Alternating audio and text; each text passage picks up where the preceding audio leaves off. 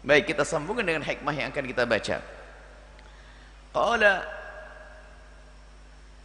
Syekh bin Athaillah As-Sakandari rahimahullah ta'ala nafa'anna Allahu bihi wa bi ulumihi wa bi ulumi masyayikhi fi darin amin ila anqal qata as-sairina lahu wal wasilina ilaih an ru'yati a'malihim wa syuhudi ahwalihim. Allah subhanahu wa ta'ala yang sangat penuh kasih kepada hambanya akan memutus dari as-sairin, orang yang menuju jalan Allah, wal wasilina, dan orang yang telah sampai kepada Allah. Baik sairin atau wasilin, orang yang lagi menuju jalan kepada Allah, sama wasilin, akan Allah jadikan mereka itu tidak melihat amalnya dan tidak menyaksikan keadaan kelebihan dalam dirinya. Maksudnya seperti apa? Begini, ada orang wasil, ada orang sair. Sair itu orang yang berusaha untuk menuju kepada Allah, berusaha dengan mujahadah memerangi hawa nafsunya, meningkatkan ibadahnya, menjauhi maksiat terus dan terus membersihkan hati. Ini sair ilallah, menuju kepada Allah. Dan nanti pada akhirnya as-sair ini kalau sudah terus istiqomah di dalam berjuang menuju Allah, meningkatkan ibadah terus, menjauhi kemaksiatan, menjaga hubungan dengan sesama manusia, maka sampailah di al-wasiluna, sampai kepada Allah subhanahu wa ta'ala. Baik wasil atau sair, baik orang yang sekarang ini lagi berjuang menuju kepada Allah atau orang yang sudah sampai kepada Allah, maka ciri yang paling tampak pada mereka adalah mereka tidak akan melihat amalnya. Kalau dia berbuat, tidak pernah dia melihat amalnya, akan tapi yang dilihat hanya Allah subhanahu wa ta'ala. Dan dia tidak melihat kelebihan dirinya. Kenapa disebutkan? Nanti kita jelaskan. Wa amma sairuna, adapun mereka orang yang berusaha menuju kepada Allah, sair yang berjalan menuju Allah, fali'annahum lam yatahaqqaqu sidqa ma'allahi fiha, karena mereka merasa belum benar-benar serius di dalam urusan ibadah kepada Allah. Ini cirinya al-sair. Sair itu begini, dia beribadah kepada Allah, akan tapi di dalam ibadahnya dia itu terus merasa kurang, sehingga di saat dia beribadah itu, melakukan sholat misalnya, dia setelah melakukan sholat itu masih banyak istighfar, menyesali, ya Allah sholatku sepertinya kurang khusyuk, ya Allah bajuku kurang bersih, ada haramnya di dalam, takut haram, terus dia merasa takut tidak diterima amalnya oleh Allah subhanahu wa ta'ala. Sehingga apa? Enggak melihat amal itu, enggak berbangga. Tapi kalau masih baru mulai ini, baru orang baru mulai sadar, baru mulai, belum sair sungguhnya, itu sudah alhamdulillah aku sudah punya tahajud, wah Quran khatam, umrah 7 hari khatam 12 kali, oh top hebat lah. Ini belum masuk, ini baru masuk wilayah, baru berbuat baik, dan bukan karena Allah, kan masuk wilayah ujub. Sebetulnya Ibn Athaillah As-Sakandari itu dengan bermacam-macam istilah dan hikmah yang diulang-ulang itu adalah untuk menyampaikan kita kepada wilayah yang namanya ikhlas di dalam beramal. Kemarin juga diisyaratkan wilayah ujub, ada orang beramal itu, oh gak ada orang sedekah seperti saya, gak ada orang sholatnya seperti saya. Berapa tahun dia? Oh dia mendengar berita misalnya kebaikan. Ini anak orang ini Masya Allah, dia seorang tajir, pengusaha yang soleh. Dia itu telah puasa Senin Kemis tidak pernah putus 15 tahun. 15, saya 20. Terus begitu, nggak bisa dia. Ujub. Lihat, dia itu belum masuk sair, dia nggak masuk, nggak dihitung ini, karena dia bukan karena Allah. Lihat, sair ini sudah hilang kekaguman kepada amalnya, sudah hilang, makanya dikatakan sudah tidak melihat amalnya lagi. Jadi kalau dia berbuat itu, lihat, yang dilihat adalah dia ingin sampai kepada Allah. Jadi amalnya ini untuk sampai kepada Allah. Jadi nggak pernah dia terpesona, nggak pernah dia itu terkagum-kagum dengan amalnya. Bahkan yang ia sadari adalah dia merasa kurang di dalam berbuat baik. Itu sair. Jadi ciri sair adalah dia tidak pernah membanggakan amalnya. Maksudnya tidak melihat amalnya, dia tidak pernah membanggakan amalnya. Akan tapi setiap kali berbuat baik, seorang sair itu selalu menduga atau takut tidak diterima oleh Allah. Ini sair. Sehingga kalau dia melakukan sholat selalu dikoreksi setelah itu. Sehingga orang makanya diajarkan setelah habis sholat kita istighfar, ibadah istighfar dan sebagainya. Mestinya kita sadar agar kita masuk golongan sair ini, bahwasanya biarpun sudah beribadah merasa belum sempurna itu hebat. Tapi orang yang belum masuk wilayah kemuliaan ini beribadah sedikit seolah-olah sudah berbuat banyak. Tapi orang yang sudah masuk wilayah sair, sudah menapakkan kakinya di jalan menuju Allah, dia sudah kenal Allah, sudah masuk wilayah kemuliaan keikhlasan, maka ketahuilah setiap kali dia berbuat merasa kurang. Makanya apa? Kalau dia sedekah, ditumpangi sedekah lagi. Dia melakukan ibadah masih kurang. Dia berbuat baik kepada ibundanya kurang, ayahandanya kurang, saudaranya kurang. Ya Allah. Kemudian bersyukur terus kepada Allah Subhanahu wa taala. Ini sair. Kalau wasil sama, tidak pernah terkagum dengan amalnya, cuman beda cara pandangnya. Jadi kalau dia berbuat baik itu, dia hanya mengatakan bahasanya ini dari Allah. Kalau tadi sair mencermati amalnya lalu merendahkan amalnya itu. Maksudnya apa? Menganggap dia kurang sehingga dia terus berusaha memperbaiki amalnya. Beda. Terus memperbaiki amalnya. Jadi sholatnya akan diusahakan semakin khusyuk, bersih, harta halal, baju halal, makanan halal. Terus itu sair. Karena sair itu masih mujahadah, belum sampai kepada Allah dalam bahasanya. Tapi sebelumnya yang menuju Allah dia sudah sampai.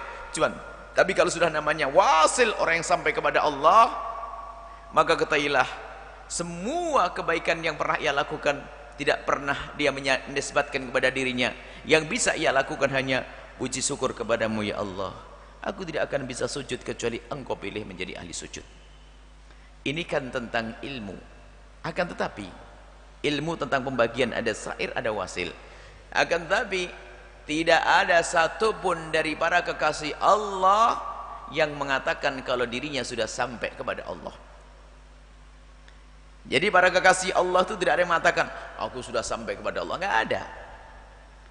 Hanya orang tertipu saja tadi, bukan sair saja tidak, mulai saja belum sudah ngaku wali. Enggak. Para kekasih Allah itu paling takut. Dia tidak akan, jadi enggak ada orang yang mengatakan aku sudah sampai kepada Allah. Kalaupun ada orang disifati dia sampai kepada Allah, yang menyifati orang lain karena ada tanda-tandanya. Menyifati orang lain, nah ini husnudzon. Dan ada kita menemukan orang-orang soleh, bagaimana dia adalah orang yang perilakunya baik, ibadahnya baik, dengan dunia sudah tidak terpesona, dengan pangkat tidak terpesona, baik, lembut hati dan sebagainya. Lalu kita sifati dia adalah orang yang wasil kepada Allah, sampai kepada Allah Subhanahu wa taala. Jadi masalah wasil, orang sampai kepada Allah disifati oleh orang lain, bukan orang mengatakan aku sudah wasil sampai kepada Allah. Itu kan kelas di dunia, masuk kelas 1, kelas 2, kelas 3, kelas sampai kelas 6, SMP masuk SMA. Ini kan sekolahan. Tapi urusan kepada Allah, makanya semakin dia sampai kepada Allah, semakin kecil dia. Semakin orang dekat kepada Allah, semakin kecil. Sering kita mendengar man arafa nafsah faqad arafa rabbah. Kalau orang tahu dirinya akan tahu Allah. Akan tapi makna lain dibalik man arafa rabbah faqad arafa nafsah. Kalau orang sudah kenal Allah yang maha agung, apa yang terjadi pada dirinya? Dia menganggap dirinya kecil. Allah yang maha mulia menganggap dirinya hina. Maka seorang hamba yang paling mulia adalah di saat dia bisa merasakan penghambaannya yang sejati. Makanya hakikat kita kepada Allah adalah menghambakan diri. Maka jika seorang hamba menyadari dirinya adalah seorang hamba, dan semakin dia menyadari dirinya sebagai seorang hamba, semakin mulia di hadapan Allah. Dan kapan seorang hamba menyadari dirinya sebagai seorang hamba? Yaitu di saat dia kenal Allah. Dan di saat dia kenal Allah lalu menyatakan dirinya sebagai seorang hamba, apa yang terjadi pada seorang hamba? Aku hamba. Sehingga bagaimana seorang hamba? Hamba harus patuh. Buah patuh apa? Menjalankan tugas. Karena pahala, bukan karena tugas. Nah ini, lihat ikhlas. Sudah tidak melihat lagi, dikasih, tidak dikasih. Karena dia hamba. Makanya ada makom ini. Aku berbuat baik karena aku rindu kepada Allah, cinta kepada Allah. Pahala, karunia dari Allah. Tapi kalau sudah beramal baik, bukan mikir pahala. Dia mikir dirinya seorang hamba yang harus mengabdi kepada Allah subhanahu wa ta'ala. Ini adalah cerita ilmu. Akan tapi hendaknya kita semua langsung kembali kepada diri kita sendiri. Kita itu di tingkatan mana dalam amal? Apakah kita tingkatan yang belum mulai tadi, beramal sedikit saja langsung wah aku sudah kayak penghuni surga, petentang-petenteng jalan ke sana kemari dengan kesombongan dan ujub, seolah-olah sudah mengalahkan semuanya?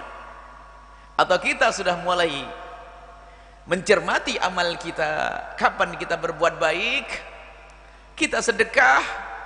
Saya tadi sedekah 1 juta, cuman kok sepertinya ada yang dengar tadi. Ya Allah, jangan-jangan gara-gara ada orang dengar aku bersedekah, amalku nggak terima ini.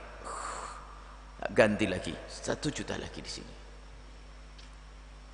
Setelah dia nyumbang 1 juta lagi, habis 1 juta. 1 juta dari mana itu? Dari dagang saya. Tapi dalam dagang saya itu kayaknya sih padan ada kurang. Aku kurang puas. Aku cari 1 juta yang bersih lagi. Loh, lihat. Buat peningkatan-peningkatan. Dan selalu seperti itu, meningkatkan ibadah. Sehingga apa? Kalau melakukan ibadah karena Allah, dengan Allah, dan memang untuk Allah, sehingga apa? Akan diberikan kepada Allah terbaik. Jadi kalau orang sudah sair, dia akan waspada. Sehingga yang dipikirkan bukan sekedar sahnya sholat saja. Itu kan kelas-kelas martabat tadi, belum masuk sair, memenuhi rukun-rukunnya, ngadep kiblat, khusyuk, kelihatannya Allahu Akbar. Tapi kalau sudah masuk sair, tidak hanya sampai di situ. Dia akan bertanya kepada dirinya, baju yang kau pakai dari mana? Hah? Yang kau makan apa tadi? Apakah kau mengira kalau bajumu haram lalu bisa diterima oleh Allah? Hah? Tapi yang bukan sair gak sadar, umrah bolak-balik, rebutan waris gak beres. Jangan dianggap tidak ada, banyak begitu. Umrah dengan hasil yang haram, tidak sadar dia. Sudah begitu merasa mendengar hadis yang umrah diampuni dosanya. Iya diampuni dosa kalau bahanmu itu benar. Yang kau bawa itu rizki yang benar. Rizkinya ada rizki rebut waris, rizki haram, rizki yang tidak Allah. Nah ini sekarang kita perlu koreksi diri kita ini. Kita ingin makom wasil. Wasil nanti kita sampai sendiri. Dan seorang yang sudah sampai kepada Allah pun tidak mengatakan dirinya sampai kepada Allah. Tapi apa? Kita adalah melakukan satu perjuangan yang tidak ada hentinya. Sampai kapan? Sampai hatta ya'tiyakal yakin, sampai mati kita diridhoi oleh Allah Subhanahu wa taala. Cuman langkah kita ini, Ibn Athaillah Sandai menyebutkan ilmu. Maksudnya agar kita itu meraba-raba diri kita ini bagian yang mana kita ini. Apakah kita ini golong orang yang ahli ibadah tapi nggak peduli? Tertipu, ibadahnya banyak, nggak peduli, bajunya haram dan sebagainya. Makanannya haram. Atau mungkin setelah kita ibadah, gunjing orang, habis pahala, nggak sadar.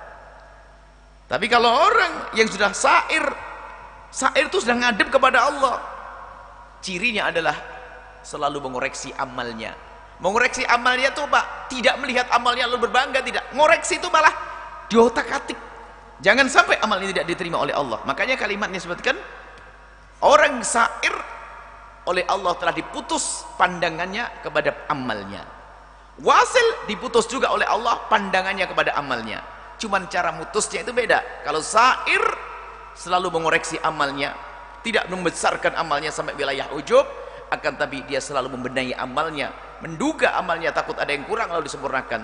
Tapi yang sudah sampai kepada Allah, kapan dia berbuat amal, semua dikembalikan kepada Allah, karena itu dari Allah Subhanahu wa taala. Baik. Dua-duanya adalah tidak pernah berbangga dengan amal.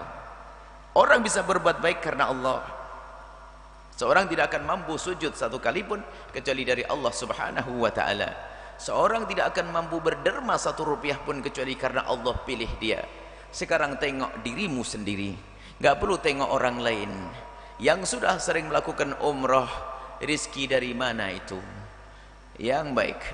Tahajud, bangun malam, sholat ibadah dan sebagainya. Pekerjaanmu sudah halal atau masih haram? Kemudian, jika ternyata terbukti pekerjaan kita masih haram, Allah Maha Kasih. Tinggal kita membuat perubahan. Tapi kalau kita tidak menyadari kalau itu haram, terus saja kita akan menghadap kepada Allah dengan kekotoran, tidak akan diterima oleh Allah. Innallaha thayyib, Allah Maha bagus, tidak akan menerima dari hambanya kecuali yang bagus. Kita sering tertipu. Jadi kalau setan menipu itu dengan ibadah, salat, umrah, haji. Bahkan alangkah banyaknya orang tertipu. Dia rajin berderma, sedekah, tapi zakat tidak dibayar. Kata orang kaya, sedekah lebih mudah daripada bayar zakat. Kalau giliran ngitung zakat, setan pada membisikkan di telinganya. Itu kata orang kaya. Susah ngitung zakat, sama susah bayar utang. Padahal pahalanya bayar utang sama zakat kan lebih gede daripada sedekah.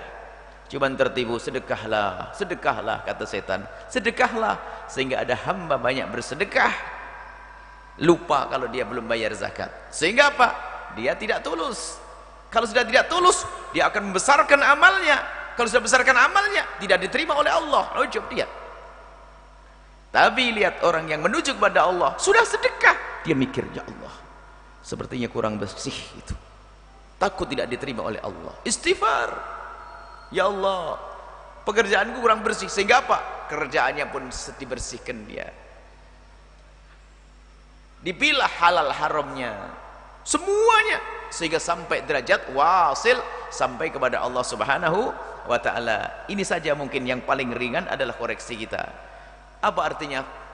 Uluran tangan kita memohon kepada Allah, ya Allah kabulkan hajatku. Biarpun kita membaca deretan doa yang panjang, tapi ternyata makanannya haram, minumannya haram, bajunya haram. Nabi mengisahkan seorang As'af Akbar, ada seorang yang modelnya model orang yang khusyuk, model orang yang baik, model orang yang tawadhu, model orang yang doanya dikabul. Ya muddu yadahu, menengadahkan tangannya dan mengatakan, ya Rabb, ya Rabb. Syarat-syarat dikabul doa terlihat bagi orang tersebut. Dia bentuknya tawadhu, bakunya compang-camping, berdebu rambutnya, menengadahkan tangan sebab dikabul oleh Allah. Ilhah fi doa, mintanya serius. Allah, Allah, itu mudah dikabul oleh Allah. Akan tapi apa jawab Nabi? Anna yustajabu lidzalik. Gimana akan dikabul doanya orang begitu? Biarpun gayanya orang yang bakal diterima doanya, tapi tidak diterima oleh Allah. Kenapa? Makaluhu haram, wa mashrabuhu haram, wa malbasuhu haram. Pakaiannya haram, makanannya haram, minumannya haram. Anna yustajabu lidzalik. Bagaimana akan diterima doanya? Baik, siapa yang tidak berdosa dari kita? Yang tidak merasa berdosa masuk wilayah kesombongan. Dosa yang paling dosa, manusia berdosa tidak pernah merasa berdosa. Makanya kalau dia mengatakan, oh hatiku sudah bersih, dia masuk ke kotoran yang paling busuk. Hatiku sudah bersih. Oh ajib, hatimu sudah bersih. Baik, siapa yang tidak berdosa di antara kita? Siapa yang tidak punya kekurangan? Perlunya itu saja, menyadari kekurangan kita. Allah yang menyempurnakan. Bagaimana dengan kekurangan kita? Berusahalah. Yang rizkinya masih haram, yang urusan dengan riba, berusaha. Jangan sampai dicabut nyawa kita, kita belum berusaha. Kalau berusaha belum sempurna, tapi kita sudah masuk wilayah sair, Allah yang menyempurnakan nanti. Apalagi punya dosa, banyak dosa di masa lalunya. Mungkin rizkinya banyak haram, atau mungkin hampir semuanya haram. Menyesallah hari ini. Berpikirlah bagaimana aku akan mencari rezeki yang halal. Lah kok buru-buru mati? Dia sudah masuk, menapakkan kakinya di jalan menuju Allah, tobat, sudah diampuni oleh Allah. Yang repot itulah orang merasa sudah surga, tenang, dosanya banyak nggak sadar-sadar, sedekah banyak nggak tahu dari rezeki yang haram. Kalau sudah orang kerjaannya haram terus sedekahnya banyak, berarti dia belum kenal Allah. Pasti dia pengen disanjung manusia. Gak ada gak ada tujuan baik lalu caranya jelek nyampe kepada Allah, enggak. Tujuan sebaik apapun, jika cara kita meniti menggapai tujuan enggak baik, tidak akan diterima oleh Allah. Tujuannya baik Allah, tapi caranya tidak baik, nggak akan diterima oleh Allah. Gambar sederhana, contoh yang pernah kami hadirkan, bangun masjid adalah bagus, tapi kalau menggerakkan anak muda untuk ngerampok untuk bangun masjid jadi nggak bagus. Tujuannya baik, caranya nggak baik, nggak akan sampai. Seperti orang berwuduk dengan air kencing, sia-sialah amalnya. Baik, ayo kita koreksi semua dari kita. Kaidah sederhana, tidak ada yang tidak berusaha dari kita, tapi Allah Maha luas dengan pengampunannya. Itu dibuka pintu maaf dari Allah. Kenapa kita tidak segera? Ayo membuat perubahan. Nunggu kapan lagi? Nunggu malaikat datang lalu kita tidak punya kesempatan bertobat? Nunggu malaikat Israel datang lalu kita tidak sempat kesempatan untuk merubah diri? Ayo buat perubahan saat ini. Tapakkan kakimu di wilayah sair, orang yang menuju kepada Allah. Nanti kalau kita serius, sampailah kita kepada Allah Subhanahu wa ta'ala. Semoga Allah memberikan keikhlasan, dan semoga Allah Subhanahu wa ta'ala menjaga amal kita dan menjaga hati kita hingga kita sampai kepada Allah Subhanahu wa ta'ala, diridhai oleh Allah, diangkat derajat, diampuni oleh Allah Subhanahu wa ta'ala. Wallahu a'lam bishawab.